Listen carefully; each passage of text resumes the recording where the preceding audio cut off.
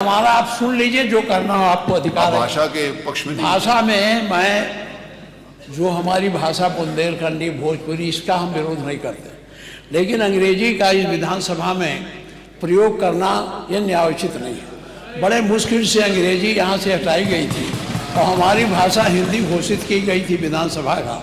आप अंग्रेजी ला करके हिंदी को कमज़ोर करने का प्रयास हो रहा है, ये नहीं होना चाहिए। हिंदी को हटाने के लिए हम लोगों ने यातनाएं झेली हैं।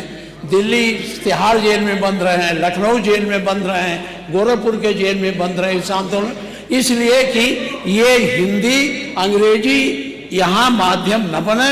और इसमें कितने लोग हैं, अगर अंग्रेजी करें तो उर्दू भी कर दीजिए। उर्दू क्यों नहीं करते? उर्दू भी तो भाषा है। उर्दू को नहीं करेंगे, अंग्रेजी करेंगे। अंग्रेजी का मैं व्यक्तिगत रूप से मेरा विरोध दर्ज कर लें, बहुमत है, आप पास कर लें। और हमारी सरकार तो इन सब के लिए एक एकेडमी का भी गठन, अलग अलग एकेडमी के गठन की कार्रवाई को भी आगे बढ़ा रही है। ये सभी हिंदी की उपभाषाएं हैं, यानी हिंदी की बेटियां हैं। भाषा की समृद्धि के आधार हैं और हमें इसका स्वागत करना चाहिए। ये सदन साहित्य केवल विशुद्ध साहित्यिक और व्याकरण से के विद्वानों की नहीं है, आम जन का प्रतिनिधित्व करने वाले माननीय सदस्य समाज के विभिन्न तबके से आए हैं। अंतिम पायदान पर बैठे हुए व्यक्ति की आवाज को भी इस सदन में मुखरता मिले, इसके लिए अगर किसी को हिंदी में वह धारा प्रवाह नहीं बोल सकता तो उसको भोजपुरी में भी अपनी बात को रखने का अधिकार मिलना चाहिए। अवधी में, ब्रज में या बुंदेलखंडी में उसको रखने का अधिकार मिलना चाहिए। ये कौन सी बात हो गई कि भोजपुरी में ना बोले, अवधी में ना बोले, इसका विरोध नहीं, विरोध अंग्रेजी का, बुंदेलखंडी में ना बोले और उर्दू की आप वकालत कर रहे हैं। ये बड़ी विचित्र बात है। आप मुझे बताइए, मैं इसीलिए कहता हूं कि आप समाजवादियों का चरित्र ही इतना दोहरा हो चुका है, इतना दोहरा हो चुका है कि अपने बच्चों को भेजेंगे इंग्लिश पब्लिक स्कूल में और दूसरों के बच्चों को बोलेंगे कि एक गांव के उस विद्यालय में पढ़े जहां संसाधन भी नहीं है। ये दोहरा आचरण और जाकी रही भावना जैसी प्रभु मूर्ति देखी तिन तैसी, यह तो आचरण आप लोगों का है। इसीलिए आपने कल भी भोजपुरी का विरोध किया, अवधी का विरोध किया, बुंदेलखंडी का विरोध किया और आप लोग अपने दैनिक जागरण में, दैनिक जीवन में इस प्रकार के आचरण के आदी हो चुके हैं। और इसलिए अध्यक्ष जी, इसका अभिनंदन हम लोग करते हैं और इन बोलियों को सम्मान मिलना चाहिए। इनके संरक्षण के लिए ही हमारी सरकार भोजपुरी एकेडमी का गठन कर रही है, अवधी एकेडमी का गठन कर रही है संत तुलसीदास जी के नाम पर। इसी के आधार पर ब्रज भाषा इतनी समृद्ध भाषा है। सूरदास जी ने अपनी सभी रचनाएं उसी भाषा में दी हैं। संत तुलसीदास जी ने अपनी कालजयी रचना रामचरितमानस, जो इस सदन में ही नहीं, उत्तर भारत के अंदर और भारत से प्रवासी हुए जितने भी ऐसे लोग हैं जो मॉरिशस में या दुनिया के फिजी में या दुनिया के किसी देश में गए, उनके संकट काल में रामचरितमानस ही तुलसीदास जी का अवधी भाषा में रचा गया, रामचरितमानस ही उनका सहारा बना था। और आज जब उसको सम्मान मिल रहा है तो आप उसका विरोध कर रहे हैं। बड़ी विचित्र सी स्थिति है। आप हर अच्छे कार्य का समाज, आज के यही ढोंग है आप लोगों का, यही ढोंग है। हर अच्छे कार्य का आप विरोध करेंगे, हर अच्छे कार्य का आप विरोध करेंगे। हर अच्छा कार्य जो प्रदेश के हित में है, देश के हित में है, आप उसका विरोध करेंगे। और मुझे लगता है इस प्रकार के विरोध की निंदा होनी चाहिए और हम इसका समर्थन करते हैं जो उत्तर प्रदेश की बोलियों को सम्मान मिल रहा है। मैं आपका धन्यवाद करूंगा और विधानसभा सचिवालय को इस बात के लिए धन्यवाद दूंगा। कल हम लोगों ने यहां पे इसका शुभारंभ किया, समाजवादी पार्टी ने उसका विरोध किया है और मुझे लगता है कि प्रोसीडिंग का हिस्सा होना चाहिए। इनको समाज के सामने एक्सपोज करना चाहिए। अपने बच्चों को ये लोग पढ़ाएंगे इंग्लिश स्कूलों में और दूसरे के बच्चे के लिए अगर वो सुविधा सरकार देना चाहते हो, कहते नहीं उर्दू पढ़ाओ इसको। यानी उसको मौलवी बनाना चाहते हैं, कठपुल्ला पर की ओर देश को ले जाना चाहते हैं। ये नहीं चल सकता है। उर्दू भी इस प्रदेश की बोली है, तो उर्दू में क्यों नहीं यहाँ विधानसभा में किया जाए? उर्दू भी उत्तर प्रदेश में बड़ी संख्या में बोली जाती है, तो उर्दू को मेरा केवल विरोध अंग्रेजी का, क्योंकि अंग्रेजी से अंग्रेजी कौन गांव में जानता है? यहाँ बोला जाएगा तो अंग्रेजी में कौन समझेगा? कितने लोग हैं? इसलिए इस विधानसभा को कुलीन तंत्र की विधानसभा न बनाइए, यही मेरा अनुरोध। इसमें मैं माननीय मुख्यमंत्री जी ने पूरा विषय रख दिया है, अब उसमें कुछ कहने की गुंजाइश नहीं है। जिस समय देखिए बहुत सारे समय पर एक मिनट प्लीज, नहीं आपको अलाउड नहीं है प्लीज। बहुत सारे अवसर के ऊपर हमारे माननीय प्रतिपक्ष के नेताओं ने भी कहा कि बेसिक के शिक्षा के ऊपर भी अंग्रेजी स्कूल खोलो। आपने डिमांड करी और सरकार कर रही है, उस बारे में भी काम नहीं कर रही है। बहुत बार किया, सारे प्रश्न आए विधानसभा में, मैं आपको बता सकता हूं वहां पर। दूसरा ये है, माननीय नेता प्रतिपक्ष, आपने जब AIPOC कराया था यहां पर, तो क्या अंग्रेजी में ट्रांसलेशन उनको नहीं सुनाया? माननीय अध्यक्ष जी, आपने भी सुनाया था। माननीय अध्यक्ष जी, देखिए जो विषय यहाँ सदन के सामने आया है, बहुत से हमारे माननीय सदस्य बहुत फॉर्मल लैंग्वेज में अपनी बात नहीं कह सकते। वो अपनी घर की बोली चाली में जिस तरीके से बोलते हैं उसी तरीके से यहाँ भी अपनी बात करना चाहते हैं। तो एक ये सुविधा दी गई है, ये सुविधा इसलिए दी गई कि अपनी घर में जिस तरीके से बातचीत आप करते हो, चाहे अवधी हो, चाहे बुंदेलखंडी हो, और चाहे पूर्वी हो, चाहे ब्रजभाषा हो, उसी तरह से आप अपनी भाषा यहाँ बोलिए और जिसको जिसमें चाहेगा वो उसमें सुन लेगा। इसमें व्याख्या की पूरी बात आ जाए तो उसके बाद बोल लीजिएगा। उसमें व्याख्या की पूरी सुविधा है, जबरदस्ती मत बोलिए। आप जिस भाषा में चाहे, अगर जिस भाषा में चाहे सुन सकते हैं। रही बात अंग्रेजी की, एक मिनट, अंग्रेजी की बात रही, देखिए अंग्रेजी भाषा का ज्ञान होना बुरा नहीं है, हम अंग्रेजी भाषा थोप नहीं रहे हैं, ये कॉन्सेप्ट गलत है।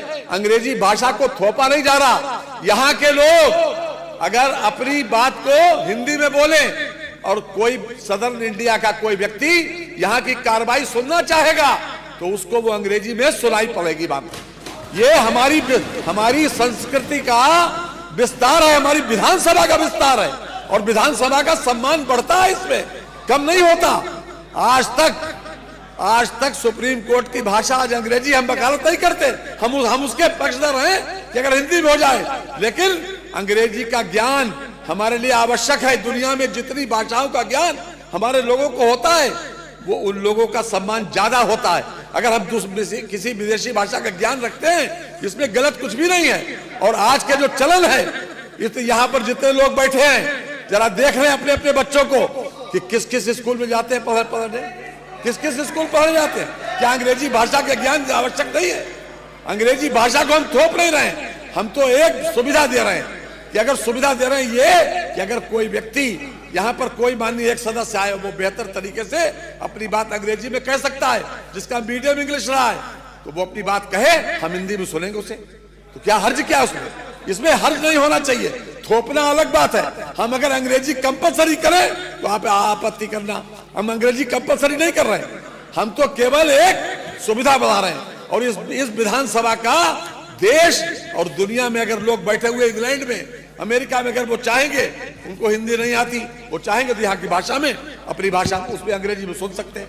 तो ये एक सुविधा दी जा रही है, इसलिए आपको विरोध नहीं करना चाहिए। माननीय माता प्रसाद जी, कल जिस तरह में आपने, क्षमा करिएगा, हमको आपका विरोध का एंगल है, और नहीं तो आप पूर्वी भाषा का बात हो आप विरोध करो, ऐसा आप कभी नहीं करते।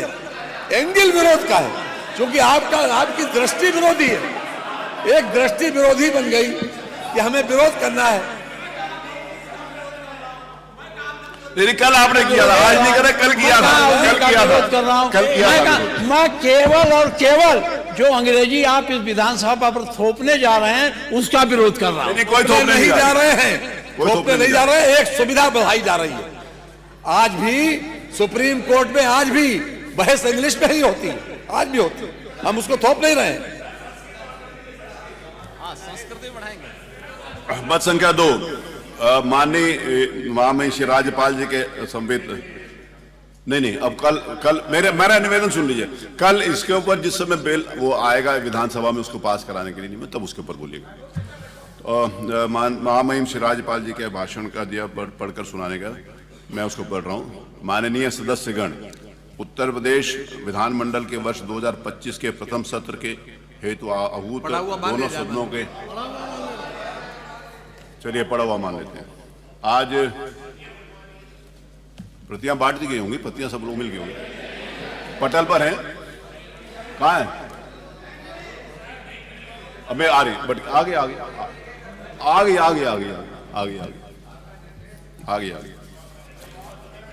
आगे से बांटने के लिए मैंने बोला। आज दो माननीय सदस्यों के जन्मदिन है। श्री वेद प्रकाश गुप्ता हैं, वेद जी कहाँ हैं? चलिए। उत्तर प्रदेश विधानसभा के माननीय सदस्य श्री वेद प्रकाश गुप्ता निर्वाचन क्षेत्र अयोध्या, जिला अयोध्या, भारतीय जनता पार्टी के टिकट पर वर्तमान विधानसभा में दूसरी बार निर्वाचित हुए हैं। आपके पिता का नाम स्वर्गीय डॉक्टर कांतिलाल गुप्ता है। आपका जन्म 18 फरवरी 1948 को मुंबई में हुआ था। आप स्नातक BSc तक शिक्षा ग्रहण करिए। आपके जन्म दिवस के अवसर पर मैं स्वयं और इस सदन की ओर से हार्दिक शुभकामनाएं देता हूं। श्री कैलाशनाथ शुक्ला हैं, उपस्थित हैं। उत्तर प्रदेश के विधानसभा के माननीय सदस्य श्री कैलाशनाथ शुक्ल निर्वाचन क्षेत्र तुलसीपुर, जिला बलरामपुर, भारतीय जनता पार्टी के टिकट पर वर्तमान विधानसभा में दूसरी बार निर्वाचित हुए हैं। आपके पिता का नाम स्वर्गीय राजमणि शुक्ल है। आपका जन्म दिनांक 18 फरवरी 1959 को ग्राम जोगिया बनकटवा में हुआ था। आपके स्नातक तथा LLB की शिक्षा ग्रहण किए। आपके जन्म दिवस के अवसर पर मैं स्वयं और इस सदन की ओर से हार्दिक शुभकामनाएं देता हूं।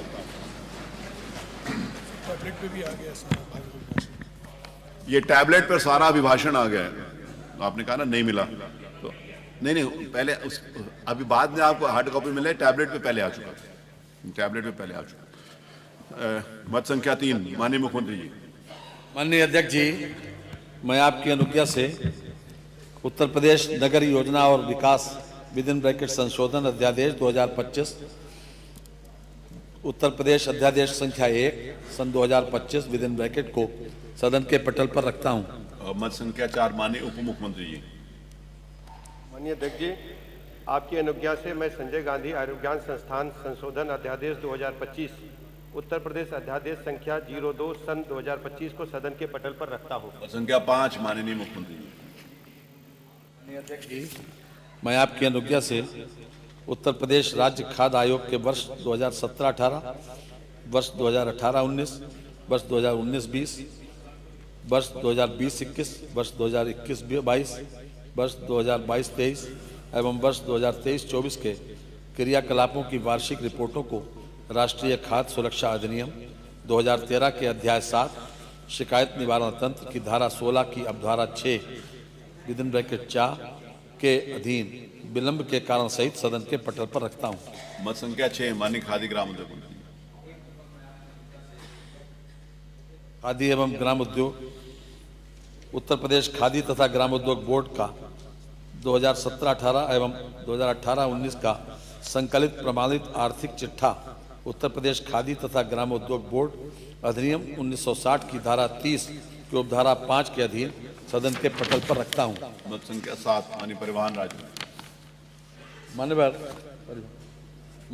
मैं आपकी अनुज्ञा से उत्तर प्रदेश राज्य सड़क परिवहन निगम के वर्ष 2018-19, वर्ष 2019-20 एवं वर्ष 2020-21 के वार्षिक लेखे को सड़क परिवहन निगम अधिनियम 1950 की धारा 33 की उपधारा 4 के अधीन विलंब के कारण सहित सदन के पटल पर रखता हूं। मत संख्या 8, प्रमुख सचिव विधानसभा। उत्तर प्रदेश विधानसभा की प्रक्रिया तथा कार्य संचालन नियमावली 2023 के नियम 149